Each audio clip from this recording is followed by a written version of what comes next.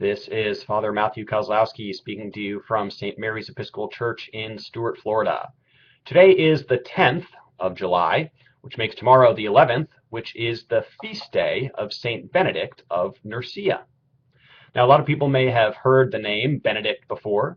The previous pope took on the name Benedict, and Benedict Arnold is a famous name in history. Actually, a lot of people named Ben are named Benedict in full. But who was the saint himself? Well, that's what I want to talk about today.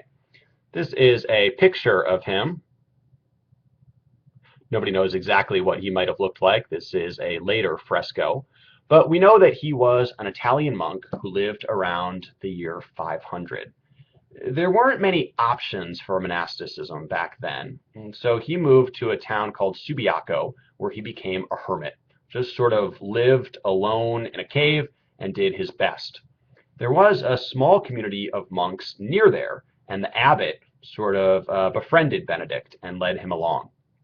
When that abbot died, the monks actually begged Benedict to become their new abbot. It didn't go so well. Benedict wasn't prepared for the task. The monks didn't like him, and they tried to poison him. Here's where a couple miracle stories pop up. The first time they tried to poison him, they poisoned his wine. But when Benedict said a blessing over the cup, it shattered immediately. Well, next they tried bread and poisoned that, but just before he ate it, a raven swooped in and took it out of his hand, and so he was safe. But in any case, they ran him off. So it was that Benedict started a new monastery near a town called Monte Cassino. And here's where things really got going, because he created a rule of life for the monks living in that community. It would later be called the Rule of Saint Benedict. What it was a method for balancing work, prayer, study, and community life. And it was revolutionary because nobody had created a perfectly balanced rule that could incorporate all those elements in a sustainable way. Well, Benedict did it. For whatever reason, he just got the perfect right balance. He kind of hit the nail on the head.